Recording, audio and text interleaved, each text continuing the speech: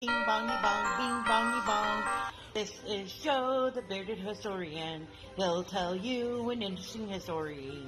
Be careful of his soldiers, they can be brats. This is Angel, she's an entity. She'll cause chaos and plant her hands at you.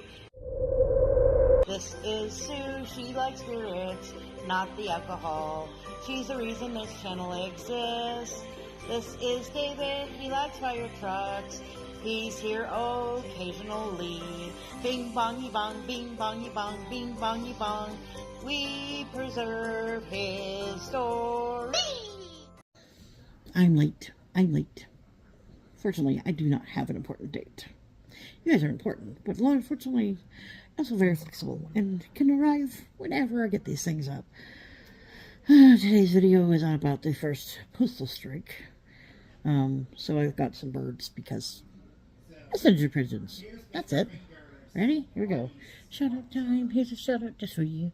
You support me, so I support you. This is for our friends. Let's see who it is today. I don't think I remember very well. Time. Here's a shout out just for you. You support me, so I support you. This shout out is for our friends. Let's see who it is today. That's better. Alright, we've got Barry, there's Tate Eats, there's Heather, there's Unseen, there's April, there's Betty, there's M-Boys, South Dakota, Sandra, Yoj, LZ, Eastad, Cruising is Fun, M-Boys, April, Love Enlisted, Sandra, Sarah, Popcorn, Tharkin, Tom Grace, Belle, Jason, Tay Weezy, Reggie, Trending, Heather, Reverend, Moon, Elsie, Capia, Rooks, Cinephile, Shadow, Up to Bob, Trip, Resin. Oh, it's gonna be close. Is it Reverend? It's Reverend today. Hold on a minute. All right, this is Reverend Dream, ordained minister. So this is a religious channel, mostly hangout, vloggy type channel. I usually catch their lives, as you can see. Say hello, chit chat, and hang out. History buff, yes. Alright, so like, share, comment, and have a good day. Alright. The files, Mr. Historian is going to tell you something, and you're going to pretend to listen, and then we're going to pretend to do a report.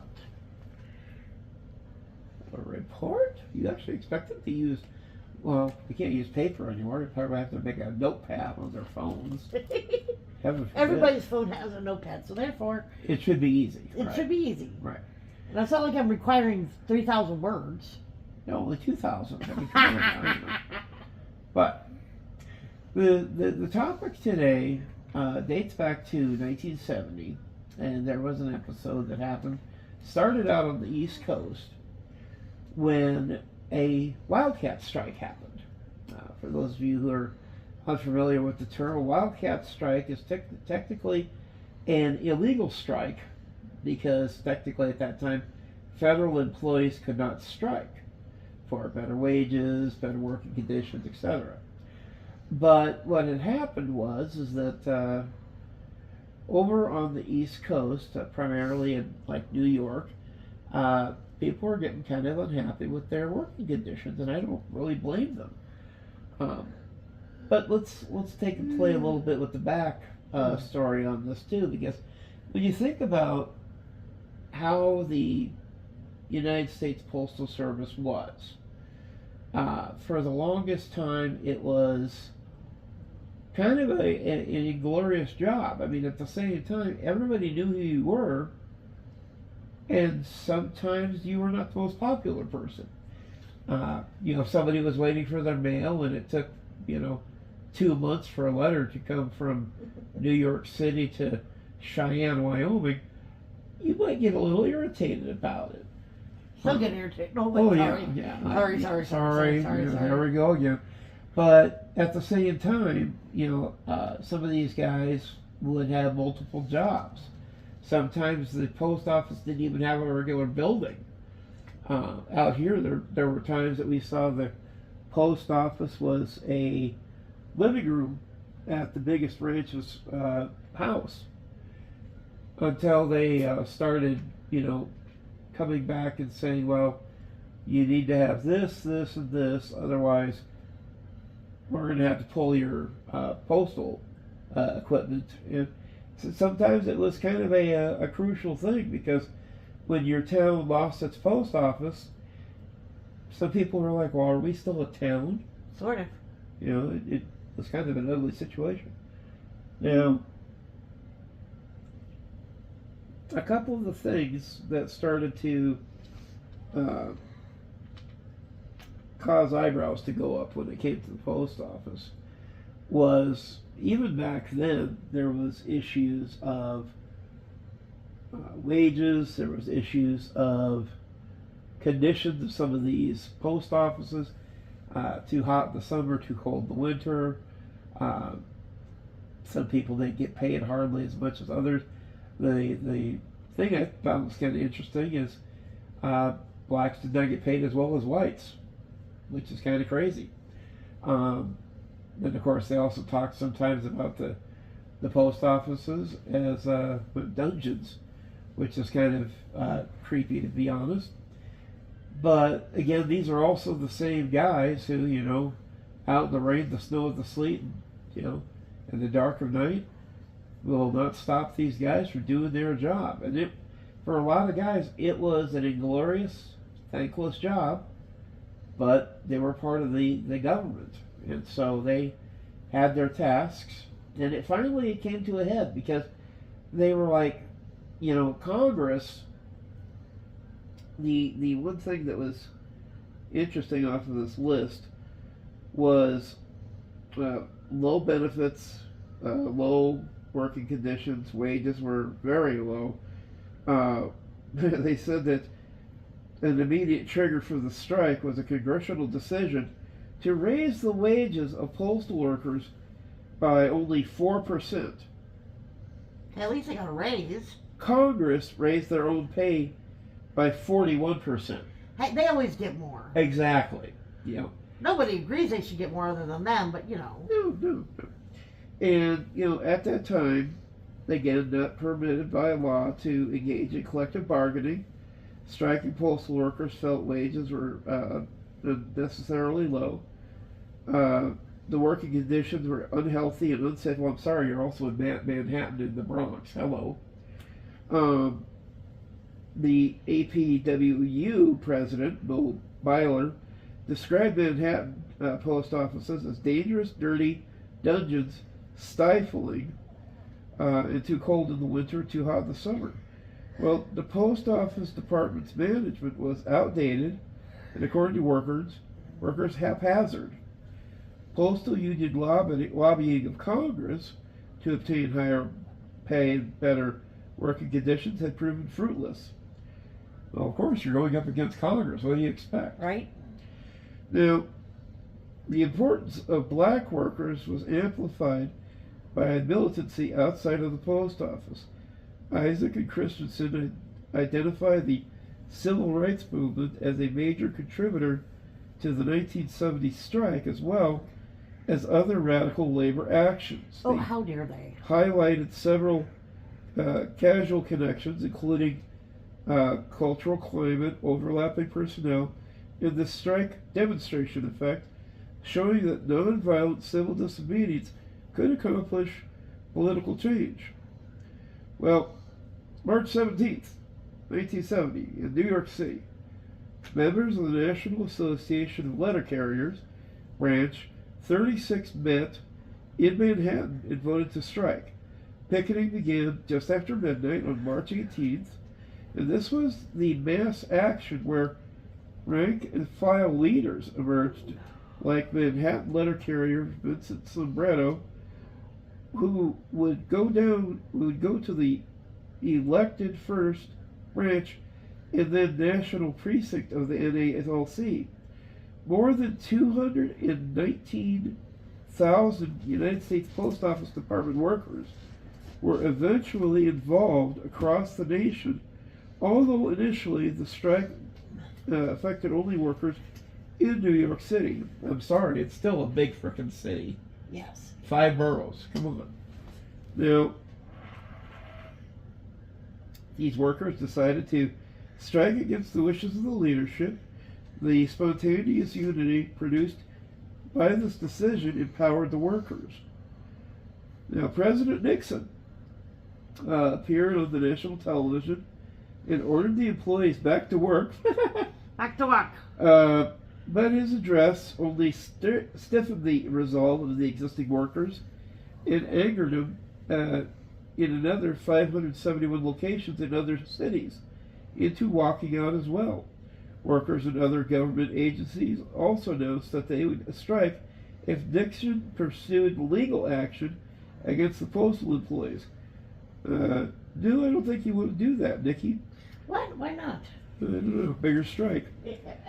Now, authorities were unsure how to proceed. Union leaders pleaded with their workers to return to their jobs. The government was hesitant to arrest striking workers for fear of arousing sympathy among other workers, Right. and because of the popular support for the strikers. Now, the strike crippled the nation's mail system. The stock market fell due to the strikers' effect on trading volume, and there was concern that the stock market would have to close entirely.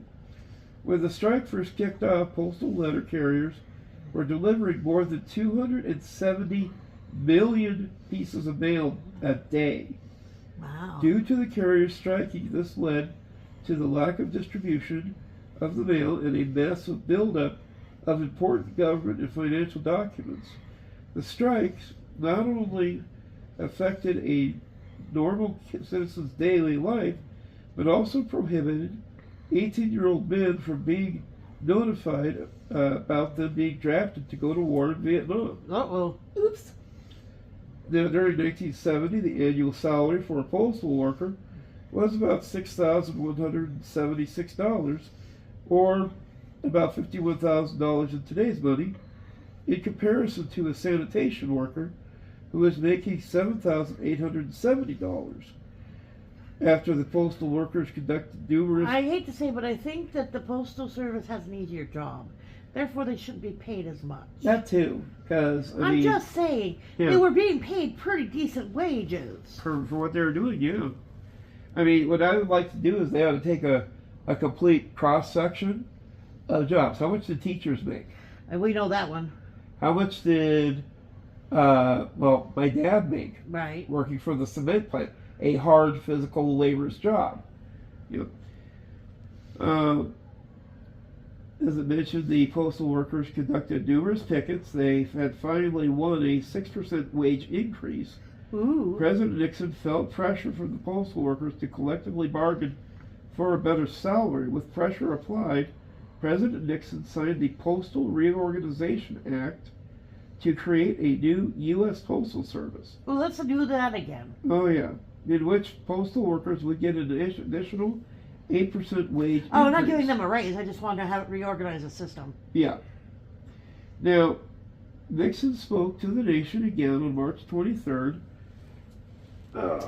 Let's call him up.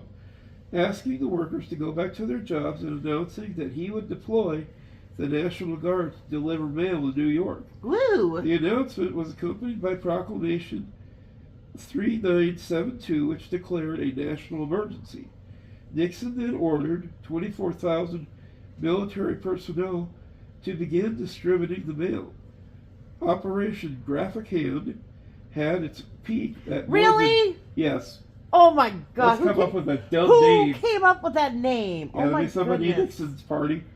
Oy. At its peak, had more than 18,500 military personnel assigned to 17 New York post offices, from regular Army, National Guard, Army Reserve, Air National Guard, and the Navy, Air Force, and Marine Corps Reserve.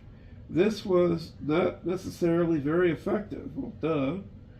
Well, why not? I mean, all they have to do is drive down the street and put it in the box that has the right numbers in it. It's not that hard. Let's play with the big machines in the back room. Oh, darn.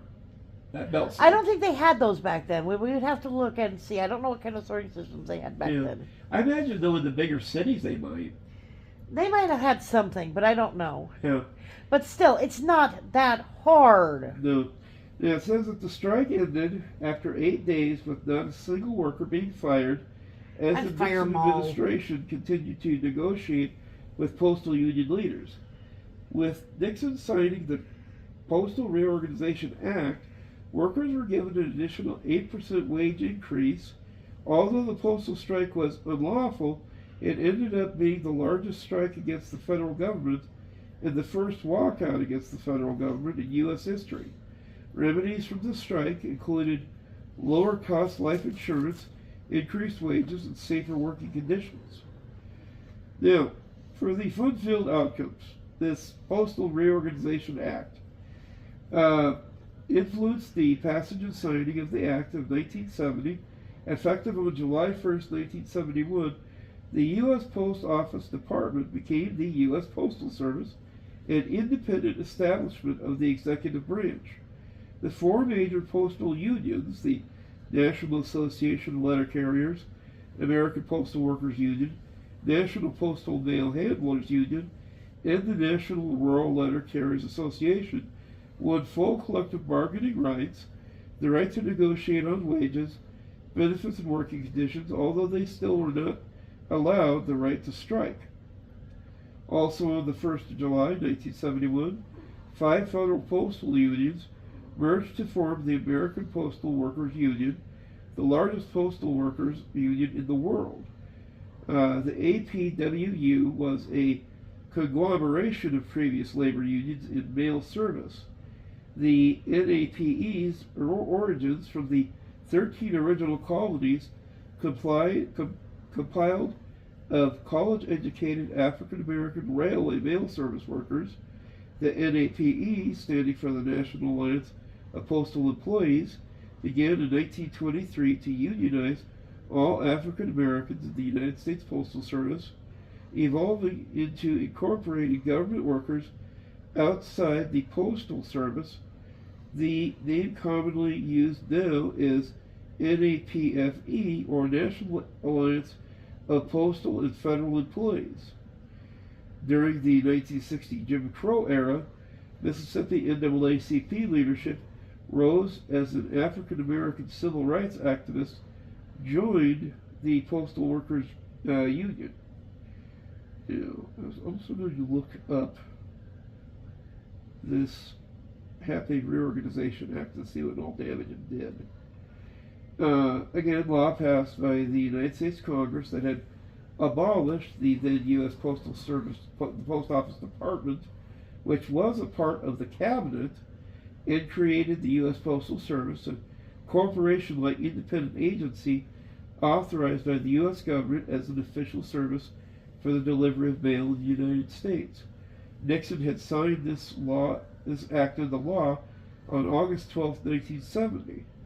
So basically, passing one big problem to his own problem. Got it. Yeah, yep. Just gonna pass it off. Yep. We do that a lot, though. Yeah. And again, it talks about the legislation was a direct outcome of the U.S. postal strike in 1970. Prior to the act, postal workers were not permitted by law to engage in collective bargaining. In the act, 4 major postal unions, as we mentioned, won full collective bargaining rights, the right to negotiation on wages, benefits, and working conditions, although they were still not allowed the right to strike. The first paragraph of the act reads, "The United States Postal Service shall be operated as a basic and fundamental service provided to the people by the government of the United States, authorized by the Constitution, created by act of Congress, and supported by the people. The Postal Service shall have its basic function the obligation to provide postal services to bind the nation together through the personal, educational, literary, and business correspondence of the people. It shall provide prompt, reliable, and efficient services." Sorry, Sorry. Let's all laugh. Sorry. I'm sorry. I'm sorry. Not once in my life have they been any of those things, but they have gotten worse over the years. I've literally sent a letter from to my sister in the same city, same state, and it takes a week. Yeah. I one time had to joke because at a time we lived on the same street as the building department for one of our medical companies. And it got funny because they'd called me and they'd said, "You just want us to mail this to you or do you want to come pick it up?" And I said, "Well, where are you guys at?" "Oh, we're like 5 blocks down." So I said, let's mail it and see how long it takes. I kid you not. It went from Rapid City to Sioux Falls, back to Rapid. It took a whole week when it could have gone just 5 blocks. That's the way our post office works. I'm like, that's the dumbest thing. And it's also funny because one of our guys in Congress actually spoke to the Postal Service head here in Rapid and was like, why is the Postal Service so frickin' ancient? Why is it so hard for it to go a simple pace from one place to another? Another good example, and it came by mail, was I had a package go from Pennsylvania, and it wound up in Rapid, and then it got thrown on a truck and it wound up down in San Antonio. We still don't know why. No. And then it came back up to Rapid, and I'm like, I don't even know anybody in San Antonio. But, it's just one of those things that, and they wonder why people don't really feel safe using the Postal Service anymore. Granted, we have other options nowadays. Or if you want to buy stuff directly, you can go through Amazon or, some people still do FedEx. So a lot of people use UPS. But this Postal Reorganization Act, at 39 U.S.C. 410C25, exempts the USPS from the Freedom of Information Act, disclosure of information of a commercial nature, including trade secrets, whether or not obtained from a person outside the Postal Service, which under good business practice would not be publicly disclosed. Basically just trying to cover their butts. I was going to say, what does that mean in English? Yeah. But so basically this started a fun-filled chain reaction effort to increase wages of your postal carriers. The thing I have to say, though, that's kind of crazy, and I learned about some of this when I was in college, too, is that sometimes our government, for the lack of a better term, will try to do something that sounds smart and is actually really dumb. That sounds like all of government. Yeah, because what these guys wanted to do was when the big push for electric vehicles came through, they went out and bought so many thousand of these electric trucks.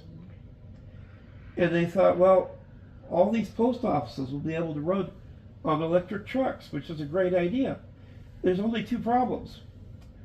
60% of the postal offices didn't have the electric connections to plug the trucks in. Oops! How dare you? And then the other problem that they're running into now, and you hear about it every year practically, whenever they have to try to bail out the bills that they have to pay to the post office. The post office has a running deficit that's built out by pensions that these guys have spent years building. I mean, don't get me wrong, they did the job, they did the hard work. They should be paid responsibly. The problem is that for all of these guys from the 1950s to the 1980s are taking up the lion's share of what money comes in. It's kind of like a workplace, because if you're not selling enough product to cover your bills, you go out of business. Right. This is a government entity. And well, the government's always been, you know. Yeah, they like throwing money at problems, but the only problem is that, well, we don't got a lot of money to throw at it anymore. We never had any money. That was one of the things I think it was last week or the week before I saw, is that the U.S. had gotten out of debt, and then they was like, no, the U.S. is back in debt, and I'm like, oh, that lasted a week. Yeah, because or like the one guy that says right now we're spending like $2 billion a month in loans to try to keep paying bills. And I'm like, these are the guys you trust to collect your taxes and pay out proper. See, some of those things that where we owe other countries, I think those debts should be waived. Yeah. For many reasons, we've helped them, they helped us. But you know, those governments aren't going to do it. Our government's not going to do it. No. And it's one of those things that's just so silly anymore. And to be honest, you know, with the way that our post office is going, and me and Sue have argued about this too, is, you know, we could crash the whole thing and try to build it back, but the problem is it would take a good 6 months to figure out it's how to get already it to 6 work. months behind, so what does it matter? True. I'm just saying. Yeah. Honestly, they do it. It's kind of like the educational system. We need a new system. I don't know how to fix it, but it needs to be fixed. It needs to be fixed badly. But this has been the Bearded Historians Wayback Wednesday on the Postal Strike of 1870. Then we all strike against you? Yes, we're going to all strike against me so I can take next week off. No. No? You have to do 2. But I'm on strike. No, you have to do 2. Strike 1. You have to Strike 2. You have to work twice as hard. Strike 3. I'm out. I'm gonna make you do the pictures now. Woo! Make fun. Have to use old logos. You probably dig those up pretty. Actually, we'll take snapshots of that bag of stamps I got over there. You are ridiculous. Just a little bit. All right, let me get this. Have a good night, folks. Almost 25 minutes.